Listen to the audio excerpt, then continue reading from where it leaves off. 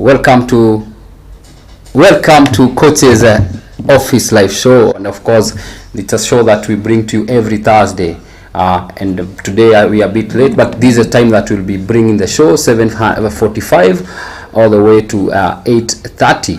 Today we were expecting a guest, that is Bernard Kitolo from Zetech University. He has not made it in our office, but of course the show must go on, and we are going to discuss more about football. We're going to talk about especially the league, the tournament that just ended, the Euro 2020, and of course ilimalizika na uzuri wake, sababu wale wana Italia walichukua ile trophy, and of course me, I was betting for the Italy. I know majority of our viewers and majority of our friends were betting for England, but that's the case, and of course the final ended, and today I'm just going to highlight a little bit of it. Then we come to discuss more of local football, and this was the England formation 3-4-3.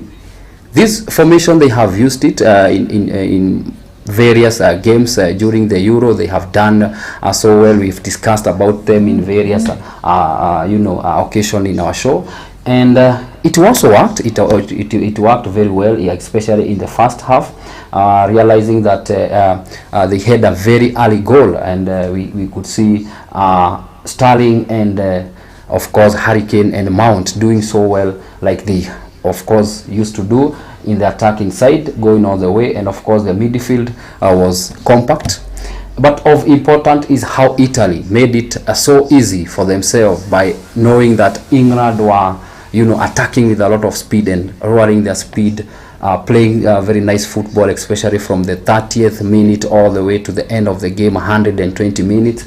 And the experience part of it for the Italy side, Bonacci and Lorenzo, and of course Chiellini doing a lot of defensive work at the back. And you remember majority of discussion is about the Bonacci, where he held a Saka.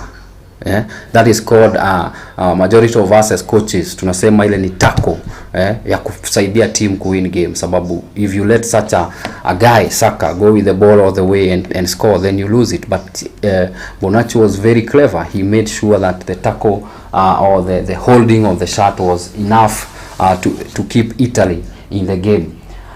We'll not discuss more about these guys because it's a match which has already been done. But let's talk about the racism part of it. And you realize Southgate made 2 or 3 crucial subs, bringing in Rashford, bringing in Sancho, and of course Saka, who was part of the team from the beginning.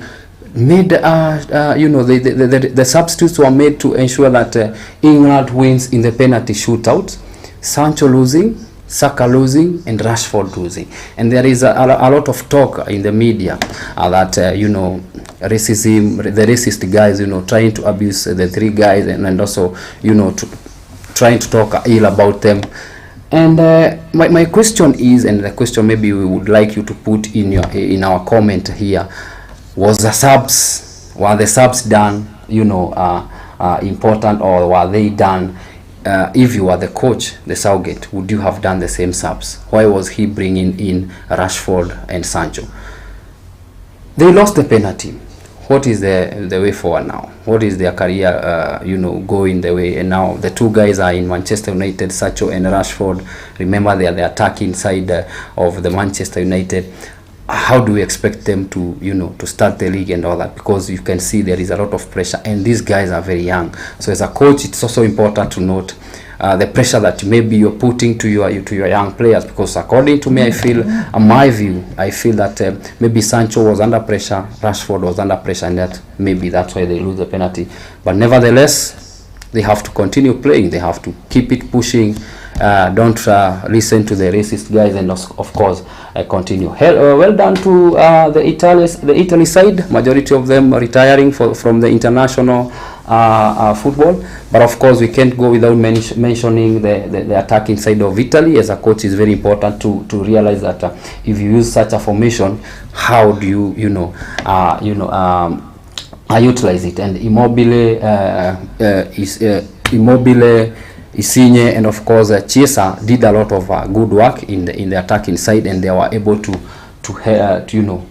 give tough times to the three experienced guys, that is Walker, we had Harry Maguire, and of course the England part of the midfield, the likes of Akina Phillips. So guys, that is World Cup, that is Euro 2020. It is done. Back to Kenyan Premier League. Question: Tusker now are going to represent us in the championship, because as you know, the federation had put walikuwa wamesema tukiweza by the end of June mwenye atakuwa top of the table was to go and also of course participate, but the league is becoming a bit tight. Remember the previous match, Tusker and KCB holding it to 2-2. Tusker coming from 2-0 down and equalizing to KCB, who are leading it 2 goals to 0, and the league is becoming very nice, and very few games are remaining. And guys, I want to maybe understand which is that team that you are supporting, and most of important is KCB. Are they going to take the league, or is Tusker going to take the league? Not forgetting Bidco, the new babies in the league, have done so well, and of course trying to manage in the league. They are very nice, and of course now I take you to Women Premier League. Yesterday we visited the Vihiga Queens, because Vihiga Queens as Ken Foka. I'm a member of Ken Foka, and we visited the team. The reason why we visited is because Vihiga Queens are going all the way to the Sekafa Championship. It's a big platform for them. It is a very nice platform to showcase. And as Ken Foka, we were just there to support the team, and of course even the governor from the county came to support the team, and maybe it's a good thing to also realize that the Women Premier League is doing well, and that's why I was inviting Coach Kitolo today to come and discuss, because he leads this Zetech University women's team, to come and help us analyze and expound more on the Women Premier League. But we have this video clip that I'm going to play for you, because Nick Mwendwa has said that the Women Premier League, or the national team, the Starlets, they have an opportunity to go all the way to the World Cup. So my question is, are we going to the World Cup 2023, and what is this that we are required to do? So guys, let me play the video, then we can at least hear and discuss. All right, that's inclusion. Not necessarily going to the World Cup, but inclusion. When they grow, they are playing football at the lowest level, whether for fun or for professional level, whatever the way it is. Just like our boys, that's where we want to take it. We have the Women Premier League already, we have the second tier already. We have so far launched a few regional leagues already, and we're looking to ensure that every region we have a league, a women's league, composed of at least 12 or 16 teams, and then in each FKF county ensure that we have a league. The likes of Rwanda, just to qualify to the Morocco 2022 African Cup. Then from there we need to get to the semis of African Cup of Nation Women's. We need to get to the semis. The top 4 guys, the top 4 teams will go to direct. We'll have a slot direct to the World Cup, and of course the 2 other slots, they'll have a playoff.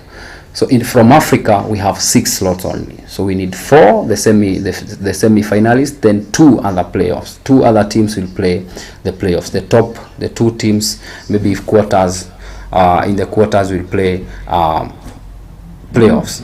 My question is, are we going to the World Cup, like President is assuring us that we need to qualify to the World Cup? And the Women Premier League, that's where we mold these players to get to the national team, the national Harambee Starlets, which will of course help us to participate in the AFCON and of course in the World Cup.